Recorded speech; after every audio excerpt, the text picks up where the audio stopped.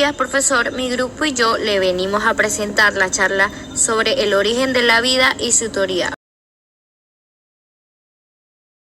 Luego de esta pequeña introducción, le queremos dar la bienvenida a nuestra presentación sobre las teorías del origen de la vida. Por siguiente punto, le vamos a presentar nuestra introducción al tema. Como introducción tenemos y confirmamos que el origen de la vida no es algo que se haya observado. Son más que cualquier cosa hipótesis, teorías y pensamientos de cada individuo que llega a la conclusión de cómo se ha creado el mundo. No es deducible por visión propia o que se haya documentado, pero nos hemos dejado guiar por lo que son los huesos encontrados que datan de hace millones de años de los dinosaurios, huesos de humanoides o seres con formas de humanoides que nos hacen ver que son nuestros antecesores. Ahora bien, vamos a irnos desde el origen de la vida del punto religioso versus el punto científico. El punto religioso vamos a tocarlo en Jesús, en Dios, en Jehová, porque comúnmente es el Dios en el que creemos. Pero cada religión, cada secta, etcétera, tiene una deidad, y su deidad para ellos es el creador de todo, del cielo. Vamos a hablar de Jehová. En la Biblia, que es el libro sagrado para los cristianos, dice que Jehová creó el cielo y la tierra. En el momento en la creación del hombre, antes había creado los animales, pero en el momento de la creación del hombre, del polvo, el barro, él creó vida y puso soplo en la nariz de Adán. Vio que era bueno y retiró costillas de Adán para crear a Eva. Eso es lo que dice el libro sagrado, ¿no? Entonces, desde un punto científico, dice que la ciencia es el proceso a través del cual surgió por primera vez un organismo viviente, donde solo antes había materia inerte, o sea, lo que llamamos la biogénesis. La biogénesis es una hipótesis en donde sugiere que la vida se originó de algo que no tenía vida, de algo inerte, pues, de una materia inorgánica. Entonces, el procedimiento conocido como abiogénesis suele ser motivo de debate, ya que existen diferentes teorías sobre su desarrollo. Los cristianos no creen en otra teoría que no sea la que está ligada o la que está dentro de la Biblia. Es inconcebible para ellos creer que venimos de un organismo tan diminuto y que aparte de eso no tenía vida. Para los cristianos, la creación de Dios, de Jehová, es lo único y verdadero.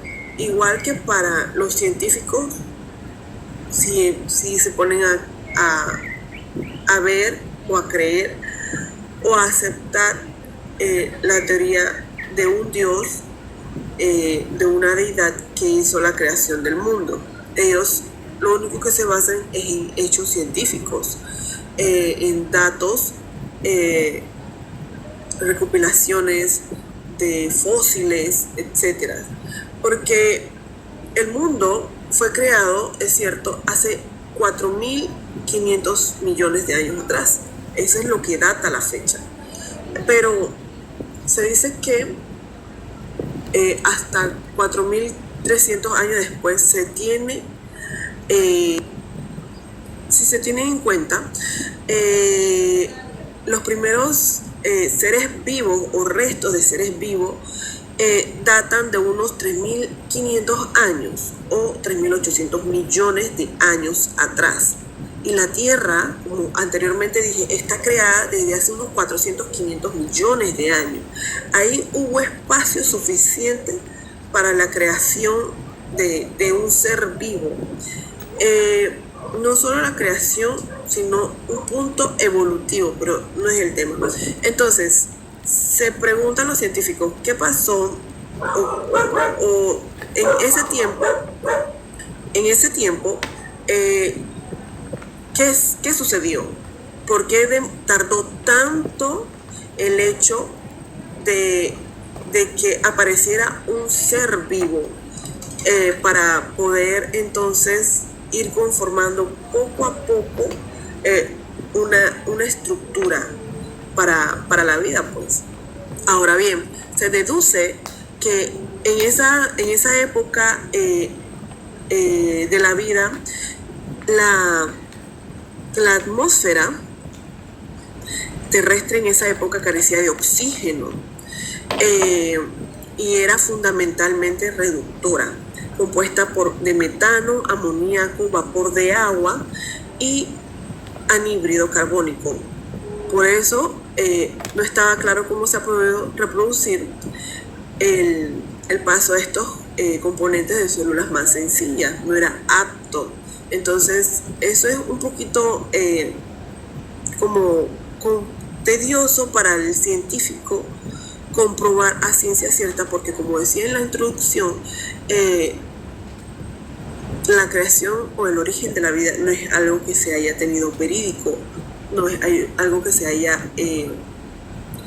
visto, son hipótesis, tanto para los cristianos con el libro sagrado, tanto para los científicos. No se tiene una prueba fehaciente de qué es lo que se ha sucedido.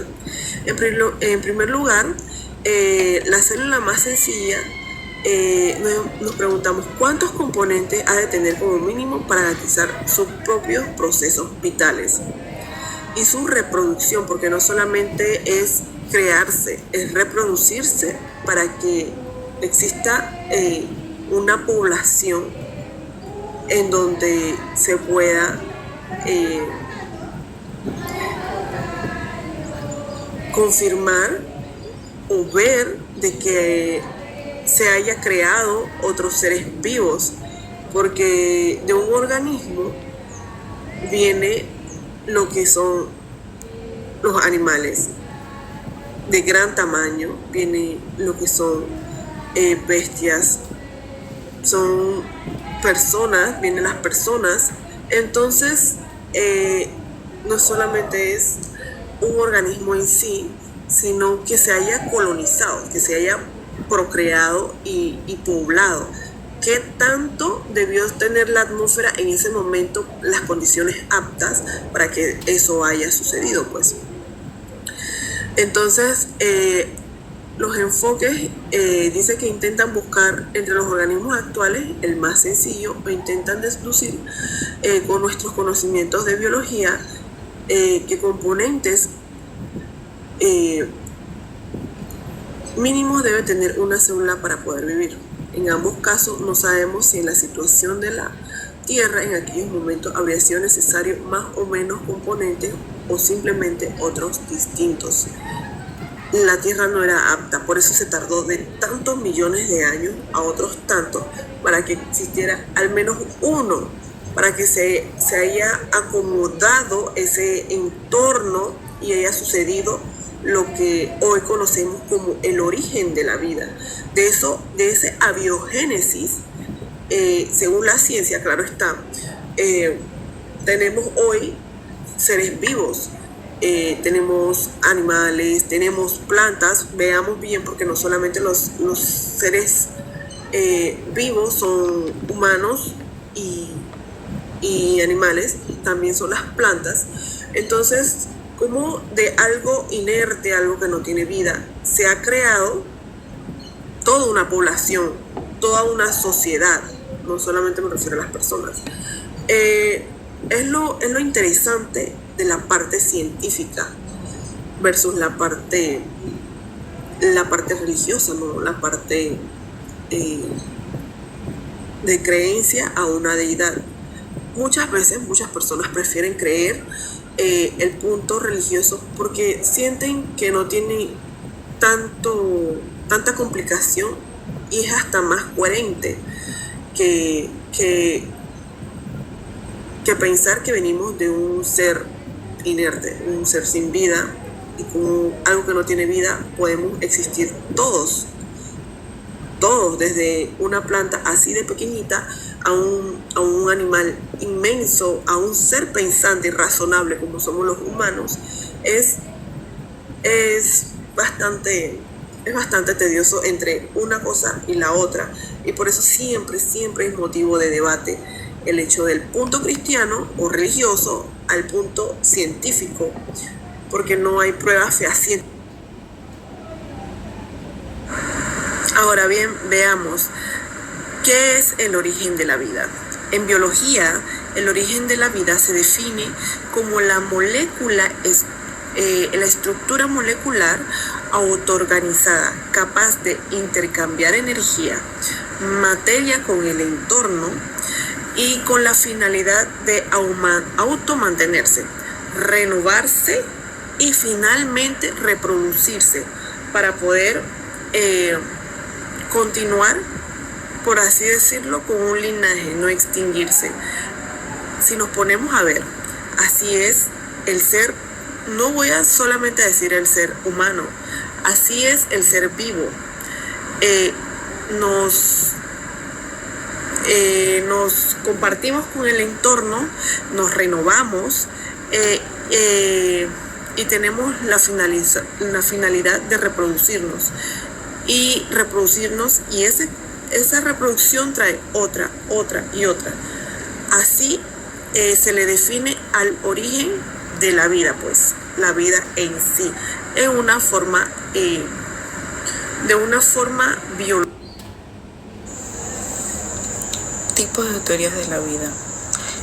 Traímos a colación 5 teorías de la vida, entre ellas la teoría del creacionismo, el experimento Miller, la teoría del ARN, la teoría de las hidrotermales y la teoría de la parsemina. Disculpa. Entre la teoría del creacionismo hay diversos autores religiosos y filósofos, incluido William Blake. Esta teoría sustenta que la vida fue creada por una entidad divina o sobrenatural.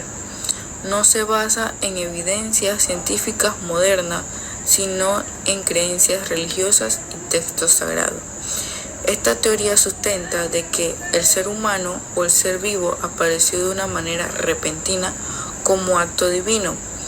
Esta teoría, como mencioné anteriormente, no se basa en evidencias científicas o modernas, sino en evidencias de textos sagrados. La mayoría de donde se enfoca esta teoría viene de jeroglíficos de años antes de Cristo, como muchos conocemos. Esta teoría fue creada por un ser sobrenatural o omnipresente que nosotros no vemos, mas muchas personas lo sienten, otras no, o por diversos temas religiosos deciden creer en su teoría. El experimento Miller, este experimento nacido en 1953, realiza un experimento que simula las condiciones de la Tierra primitiva y demuestra que se podía formar aminoácidos, lo que bloquea básicos de la vida a importancia de compuestos inorgánicos. Esta teoría demostró por primera vez que las moléculas orgánicas necesarias para la vida podían formarse a partir de un componente inorgánico. La teoría del mundo ARN, en la década de 1960, algunos científicos, incluidos Leigh Orgel, destaca que la teoría del mundo del ARN plantea que los ácidos ribonucleicos del ARN puede haber sido la primera molécula autorreplicable. O sea que esta teoría, entre comillas, se basa o se enfoca en que la molécula del ARN puede ser una molécula replicable, aunque en la actualidad no se ha confirmado esa teoría, o de mi parte yo no he sabido de que se ha confirmado esa teoría, de que esa molécula sea una molécula replicable, pues. A continuación, las otras teorías, que es la teoría de los hidrotermales, como autores William Martin y Michel Rolle. Esta teoría propone que la vida se originó en las fuentes hidrotermales del fondo del océano, donde las condiciones eran adecuadas para la formación de moléculas orgánicas. Esta teoría, como persona no la había escuchado. Esta teoría es muy diferente a las demás, porque es una teoría de que se basa en que el ser humano o la vida pues fue creada por las moléculas del océano, por las hidrotermales del fondo del océano. La verdad no sabía que también se formaba por moléculas muy complejas. La teoría de la parsemina tiene dos autores, que es Fred Hoyle y Chandra. Surge que la vida no se originó de la Tierra, sino que fue traída desde el espacio exterior en forma de espora o microorganismo. Esta teoría menciona que la vida proviene del espacio exterior, mayormente conocida por meteoritos.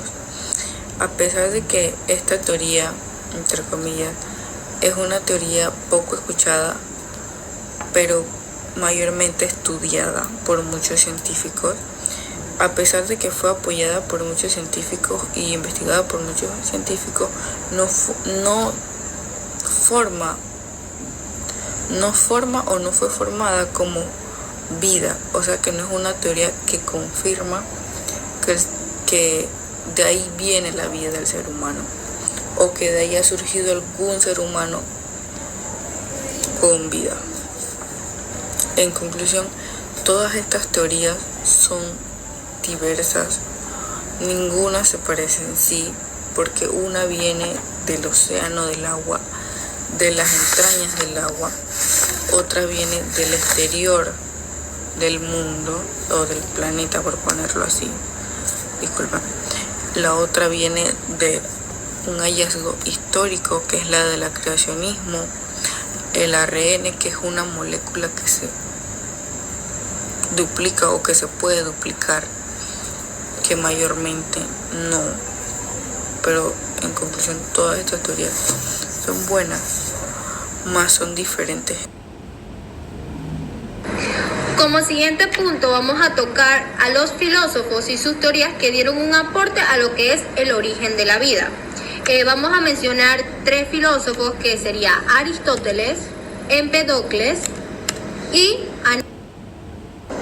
el primer filósofo que hablaremos será de Aristóteles. La teoría de Aristóteles propuso la idea de la generación espontánea. Entonces, para una pequeña introducción, esta teoría sostenía que la vida podía surgir de la materia inanimada bajo ciertas condiciones, o sea, materia orgánica o inorgánica, o una combinación de estas dos mismas. Por ejemplo, se creía que los gusanos podían surgir del lodo, o que los insectos podían generarse a partir de la carne en descomposición. Aunque esta idea fue ampliamente aceptada en su tiempo, más tarde fue refutada por la ciencia moderna. Ahora, para incursionar un poco más en esta teoría, ya sabemos que la teoría espontánea fue el nombre que recibió la creencia de que ciertas formas de vida animal y vegetal surgían de manera automática, espontánea, a partir, como he dicho anteriormente, de la materia orgánica, la materia inorgánica o alguna combinación de ambas. Ya sabemos que esta teoría estuvo vigente por muchos siglos, desde la antigüedad, aunque esta hipótesis jamás pudo comprobarse científicamente y por eso ha sido refutada Muchos creyeron comprobarla mediante la observación directa. Aristóteles, que fue el filósofo griego, creía en esta teoría.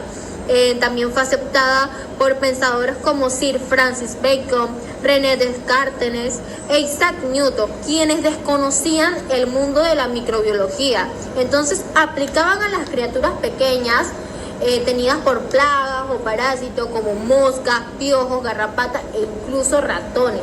La creencia era que si dejabas en un recipiente los elementos correctos, digamos una ropa interior sudada, trigo, se encontrarían al cabo de cierto tiempo en su lugar algún tipo de animales, digamos ratones, etc.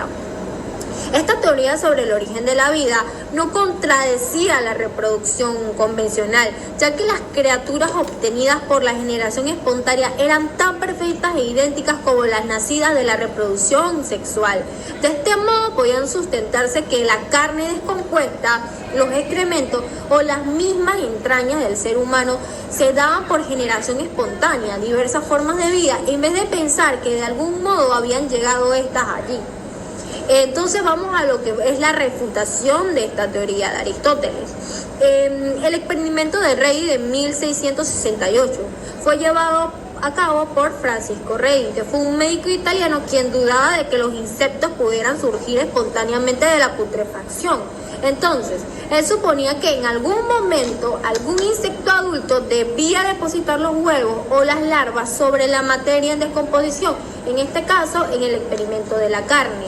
Para comprobarlo ubicó 3 trozos de carne en 3 envases distintos, uno de ellos abierto, otro de ellos 2 sellados con gasas que permitían el ingreso del aire al frasco, pero no de las moscas adultas.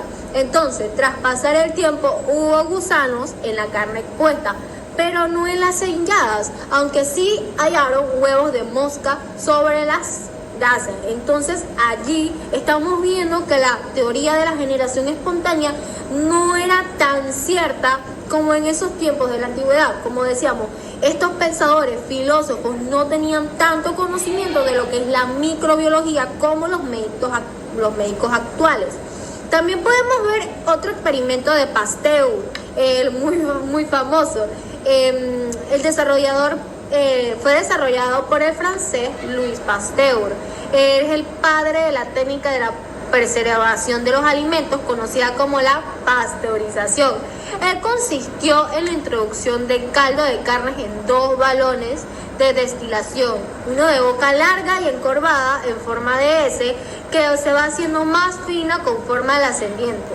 La forma del tubo permitía la entrada del aire, pero hacía que los microorganismos se quedaran en la parte inferior del envase, sin acceder a la carne, y así fue como calentó el caldo hasta esterilizar. Del siguiente filósofo que hablaremos es de Empedocles.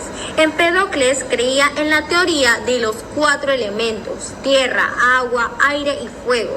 Él decía que ellos eran responsables del origen de la vida, de todas las cosas. Entonces, según su teoría, estos elementos se combinaban de diversas maneras bajo la influencia de 2 fuerzas opuestas, que es el amor que une y la discordia que separa. Aunque no es una teoría biológica moderna, su visión influyó en el pensamiento sobre las combinaciones de elementos para formar la vida. Ahora, queremos conocer qué propone esta teoría de los 4 elementos.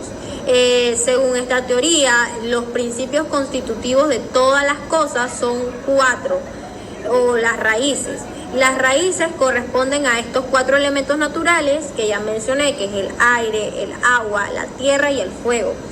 Los 4 serían ese arge buscado por los filósofos presocráticos anteriores, tales de Mileto, Anaximandro o Heráclito. Aunque a diferencia de ellos, Empedocles establecía que estos principios eran cualitativamente inalterables, inmutables y eternos. Esta concepción de materia, el cosmos, establecidas por Empedocles, no se refiere a la tierra, el agua y el aire y el fuego como elementos químicos, sino como componentes básicos de la realidad. Según Empedocles, estos 4 elementos podían definirse como: la tierra sería la parte sólida y más estable y formaría la mayor parte de las sustancias sólidas como los minerales o las rocas. El agua es la cohesión, la fluidez que está en los líquidos. El fuego es el cambio y la energía, el calor y la transformación.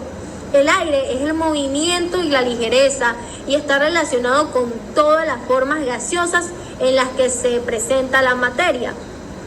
Entonces, a raíz de esto, ¿cuál es la fuerza que provoca el cambio continuo en la vida? Para Empédocles, todo cambia gracias a dos enormes fuerzas cósmicas que él denominó el amor y el odio, o sea, la discordia. El amor tiene la fuerza de unir a los 4 elementos atrayéndose uno a otros por ser tan diferentes, mientras que el odio es la gran fuerza disgregadora. Si el amor es la fuerza que predomina, todo lo que se crea es perfección y pureza. Una armonía que el odio se encarga de deshacer, sembrando el caos. Tras ese momento de separación y la desazón, el amor vuelve a intervenir para unir de nuevo lo que el odio ha separado. Un ciclo que va construyendo y desconstruyendo el cosmos. Estos 4 elementos son 2 fuerzas que los van moviendo la fuente del conocimiento. Así, al estar el ser humano compuesto por estos 4 elementos, es capaz de conocer aquello que es semejante a él. Todo lo que lo rodea, lo que va emanando, los flujos, el contacto a través de los sentidos, y así es capaz de reconocer objetos y conocerlos. La diversidad del mundo también se explica gracias a este cambio y a la transformación constante de la realidad. O sea que la teoría de los 4 elementos de Empédocles tuvo una gran influencia en la filosofía antigua, si bien se fue refinando y redefiniendo, dando lugar a nuevas teorías para explicar cuál es la composición de la materia y cómo funciona el cosmos. O sea, de esta teoría nos vamos más a lo que es la teoría espiritual. Sabemos que Empédocles tenía su propia filosofía. Entonces, para entender la teoría de los 4 elementos, tenemos que entender la filosofía. Él, a lo largo de todo el periodo presocrático, los filósofos buscaron cuál podría ser el principio constitutivo del cosmos, el aerge o el arche, el origen de todos los seres en la naturaleza. Los filósofos de la escuela de Mileto y los pitagóricos propusieron como principio tanto a los elementos del aire como del agua. Como principios abstractos como los números, a ellos se les sumó unas concepciones de la realidad muy diferentes. Así, Parménides estableció que la realidad era inmutable, mientras que Heracléito mantuvo que la naturaleza se caracteriza por un cambio constante y continuo. Pero la filosofía de Empédocles, él fue uno de los primeros que intentó tratar de concordar las 2 posturas, así estableciendo que el aerge estaba constituido por una variedad de elementos y que dentro de ese cambio constante mantenía una inmutabilidad. Pero, ¿cuáles fueron estos elementos? Ya los mencioné, que sería el agua, el fuego y la tierra y el aire. Entonces, esta teoría propuesta por Empédocles y sería más que nada una teoría sobre el cosmos, sobre cómo el ser humano va a desarrollar. Del siguiente y último filósofo que hablaremos es de Anaximandro. Su última aportación destacada fue una particular teoría de la evolución que determinó el origen de las especies que estaban en el agua, en los peces. Según Anaximandro de Mileto, el principio de todas las cosas no era la tierra, ni el fuego, ni el aire, ni el agua, sino el aperión, lo indefinido, lo ilimitado, el infinito en el que surgió el cosmos, se desarrolló y algún día morirá. Casi tocando la misma teoría que nuestro otro filósofo, pero él creía que la vida se originó a partir del agua y la humedad. Propuso que los primeros seres vivos surgieron del mar en una forma primitiva rodeados por una especie de corteza dura y que con el tiempo estos seres evolucionaron y se adaptaron a la tierra. Esta es la idea, también es considerada una de las primeras en proponer que la vida tiene un origen natural. Ahora quiero hablar un poco sobre este filósofo. Quiero que nos hagamos una pregunta. ¿Cuándo surgió el concepto de evolución? Muchos piensan que fue fruto del genio de Charles Darwin, un hombre influenciado por las corrientes científicas y de pensamientos desde su época. Pero lo cierto es que en su esencia la idea es muy antigua, como hemos visto con estos filósofos, al menos tanto como la filosofía griega. Podemos hablar de Anaximandro, el que acabamos de mencionar. Él opinaba que la vida ha sido originada en el mar y después había ocupado en la tierra, lo que nos deja apuntar hacia cierto tipo de evolución. Luego, con nuestro otro pensador, Empedocles, por su parte él creía que los seres vivos se producían en procesos naturales sin necesidad de intervenirse en un creador, y sugería la posibilidad de que a la larga solo sobreviviesen los que estaban convenientemente constituidos, lo que recuerda mucho a la idea de la selección natural. Entonces llega Aristóteles, que se metía en todo, como era inteligente. Algunas de sus observaciones eran muy sagaces, pero otras resultaban francamente embarazosas. Y así mezclaban ideas avanzadas como la posible clasificación de los organismos de acuerdo a una complejidad de sus estructuras y funciones, con consideraciones del tipo místico, según la cual los seres vivos eran reflejos de formas naturales fijas, una derivación de las ideas de Platón que engarzaba con el concepto de la existencia de un orden cósmico divino. Esta visión encajaba muy bien con lo que es la tradición religiosa judeocristiana, con su idea de un Dios todopoderoso, y por tanto fue que se impuso en Occidente a lo largo de la Edad Media. Entonces, en otras culturas, por el contrario, el pensamiento se movía por otros derroteos. El taoísmo, por ejemplo, no veía a la naturaleza como inmutable, y algunos de sus filósofos notables, Zhuangzi, creía que los seres vivos se iban transformando con el tiempo, adaptándose al entorno.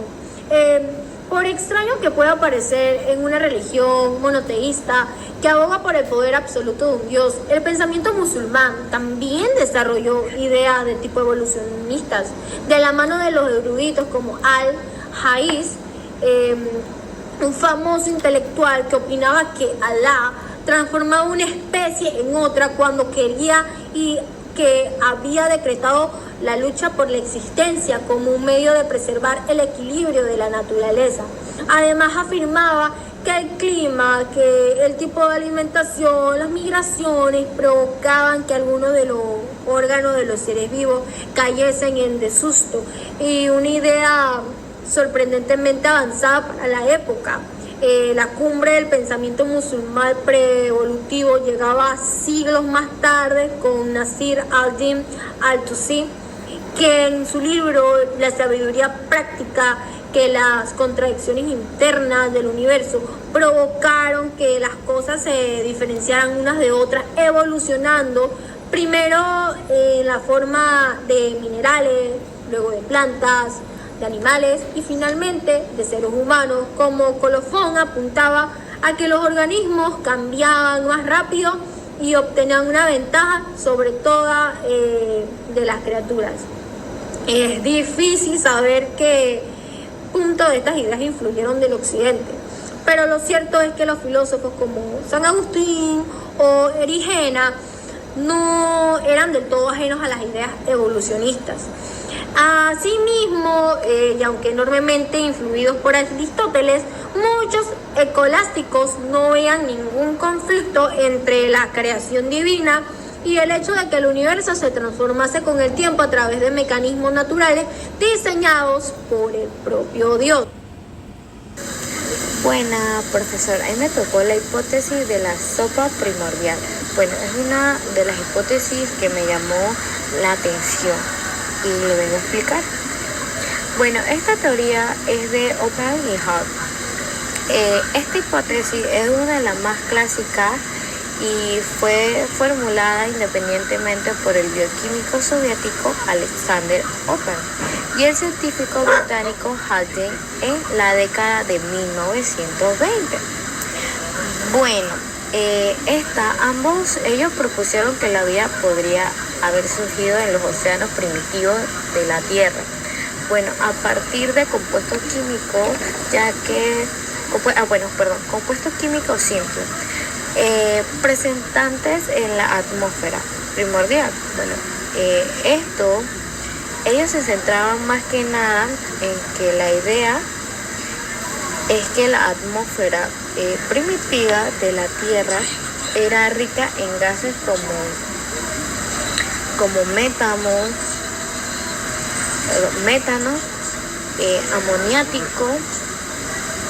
amoníaco, hidrógeno, vapor de agua, pero era súper pobre en oxígeno. O sea, estaba mal en oxígeno. La energía procedente de descargas eléctricas como los rayos, aquí podemos decir, y la radiación ultravioleta, que podemos decir que el sol. En ese entonces había provocado reacciones químicas. Entre estas están las moléculas simples. Bueno, ellos formando compuestos orgánicos más complejos como el nombre era aminoácidos y nucleótidos. Bueno, estos compuestos al acumularse en los océanos habrían creado una sopa primordial, una sopa primordial, en la que formarían las primeras estructuras, o podemos decir, estructuras autorreplicantes que eventualmente darían como un lugar a forma de vida más compleja. En 1953, el famoso experimento de Stanley Miller y Harlow Ray, ellos podemos decir que demostraron que bajo algunas condiciones que pasaron en ese entonces de la Tierra primitiva, podían o era posible sintetizar aminoácidos apoyando a esto. Entonces, esta hipótesis o esta teoría nos explica completamente cómo algunos compuestos orgánicos se emblamaron en las primeras células. Me encantó, profe. Bueno, le voy a anexar otra hipótesis que me llamó la atención. Lo leí y me llamó mucho la atención, que es la hipótesis del mundo del ARN. Uno más que nada de los principales candidatos a la biogénesis propuso que la vida en la Tierra propone que surgió a partir de la versátil. Ellos en ese entonces la actividad de las moléculas de ARN, las cuales posteriormente originarían moléculas que fueran capaces de sintetizar como las proteínas y las moléculas del ADN. Estas moléculas al rodearse con liposomas formarían las primeras células. Entonces Esta hipótesis del mundo del ARN todavía lo que leí presenta algunas dificultades, pues sus componentes son difíciles de sintetizar, aun si el mundo del ARN está apoyado por muchos investigadores en el origen de la vida, por lo que algunos han afirmado que esta hipótesis es la ampliamente aceptada. Por otro lado, profe, otra hipótesis que me gustó y me llamó la atención, la hipótesis de la panspermia. Esta teoría nos sostiene que la vida no se originó en la Tierra, sino que fue traída desde el espacio en forma de microorganismos. Está compuesto por orgánico presente en meteoritos o cometas. Esta vida podría haber surgido en otro planeta, o podemos decir otro sistema,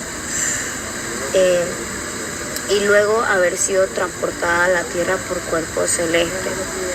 Podemos decir, leí que alguna evidencia la presencia de aminoácidos en meteoritos y la posibilidad de organismos pueden sobrevivir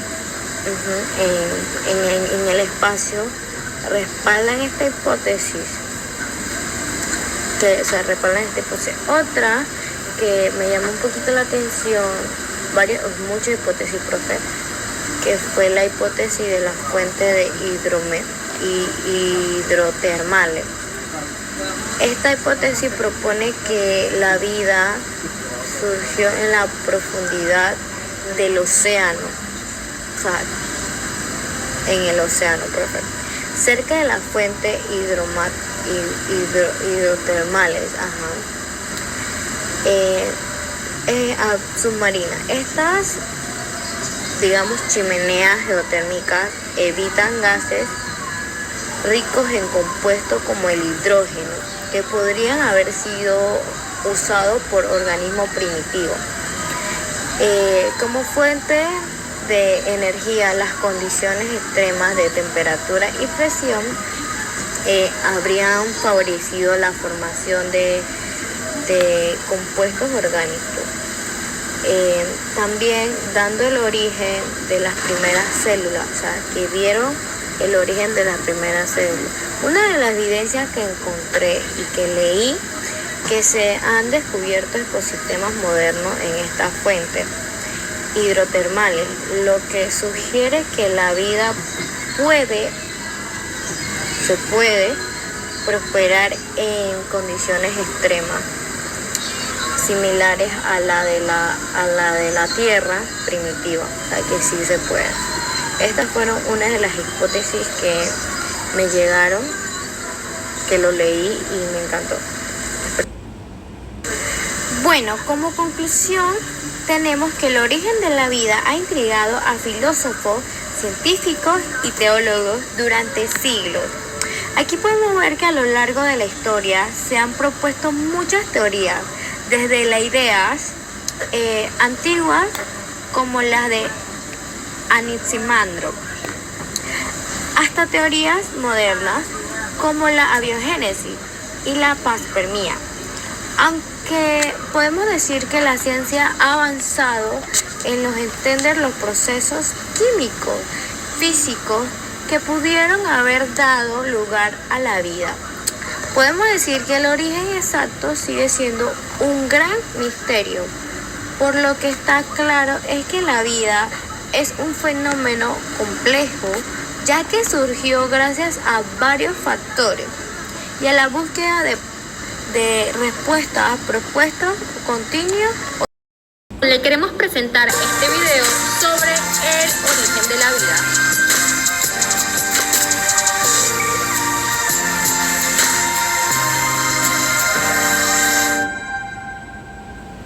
Teorías del origen de la vida. El origen de la vida es un tema el cual muchas personas se han cuestionado. La curiosidad de cómo fue el inicio de la vida ha llevado a plantearse teorías sobre este acontecimiento. A continuación veremos algunas teorías que se han presentado en los últimos tiempos.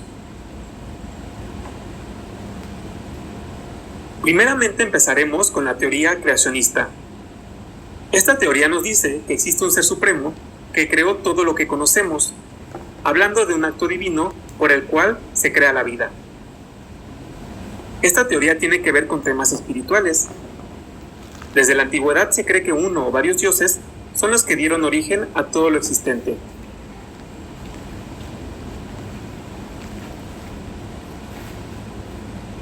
Teoría de la generación espontánea. Considerada desde el siglo XVII hasta el siglo XIX, esta teoría nos dice que se puede generar vida a partir de materia sin vida. Filósofos como Aristóteles, Platón, entre otros, creían en la generación espontánea. Ellos creían que ratones y moscas se creaban a partir de carne en descomposición o sapos a partir de lodo. E inclusive en el siglo XVII se había inventado una receta para producir ratones. Esta receta nos decía que a partir de trigo fermentado y sudor humano se podían crear estos ratones, y esto era el principio activo de la receta. A partir de estas teorías sobre la generación espontánea es que se empezaron a hacer más experimentos sobre esto. Pero uno de los opositores de esta teoría fue el científico italiano Francesco Redi, quien realizó un experimento para demostrar que esta teoría era falsa. Lo que hizo Redi fue poner dos frascos, cada uno con un trozo de carne. A un frasco lo cubrió con una gasa, mientras que al otro lo dejó al aire libre. Con el pasar de los días observó que únicamente el trozo de carne que estaba descubierto era al que se le formaban moscas y gusanos, mientras que al otro trozo de carne no le ocurría eso. Este experimento demostró que la carne atraía a esos organismos, pero no que se formaban a partir de la carne. Teoría de la panspermia. Esta teoría nos habla de que la vida en la Tierra se origina a partir del espacio exterior, por medio de esporas muy resistentes provenientes de un objeto del espacio. Cuando estas esporas caen en la Tierra, las condiciones hacen que éstas puedan proliferar y evolucionar. Una modificación de esta teoría propone que seres inteligentes procedentes de otros planetas sembraron estas esporas en la Tierra. Sin embargo, esta teoría es rechazada por muchos científicos, ya que no hay evidencia científica de que exista vida inteligente en otros planetas. Teoría quimiosintética o abiótica. Propuesta por Oparin y Haldane, publicada en 1924, nos habla de que el planeta cuando era muy joven, tenía muy altas temperaturas. Y además se formaban algunas moléculas orgánicas a partir de esas condiciones, como el metano, además de otros compuestos como el amoníaco, el ácido cianhídrico, el dióxido de carbono y el agua. Las condiciones de la Tierra, la lava volcánica, fueron haciendo una mezcla de todos estos compuestos, formando un caldo primitivo, aunado a las fuertes tormentas que generaban descargas eléctricas, de la radiación solar y de las condiciones atmosféricas, es que dieron lugar a los primeros compuestos orgánicos polimoleculares. Entre ellos se encontraban los azúcares, la glicerina, ácidos grasos, aminoácidos, bases pirimídicas y bases púricas. Estos compuestos polimoleculares formaron pequeños sistemas más complejos, y después estos evolucionaron a organismos aún más complejos que ya eran organismos vivos. Posteriormente, científicos realizaron experimentos para corroborar esta teoría. Ellos crearon las condiciones atmosféricas propuestas por estos científicos, donde simularon a un caldo primitivo, y durante este lapso produjeron varios compuestos orgánicos, como aminoácidos, ácidos grasos, ácido fórmico, acético, y entre otros. Estas fueron algunas teorías propuestas sobre el origen de la vida. ¿Cuál es la que más te convence? Déjamelo saber en los comentarios. Si te gustó este video, dale like y suscríbete. Nos vemos hasta el próximo video. Para darle conclusión a lo que es nuestro tema, queremos presentarle nuestra webgrafía de donde hemos sacado toda la información recopilada en este PowerPoint. Además de webgrafía, también hemos encontrado bibliografía, ya que no solamente nos hemos guiado de referencias en internet, sino que también de libros. Y llegado a este punto, hemos concluido nuestra presentación. Muchas gracias, profesor, por toda su atención que nos ha prestado, y la verdad nos vamos con muchos conocimientos y agradecerle a usted por su tiempo.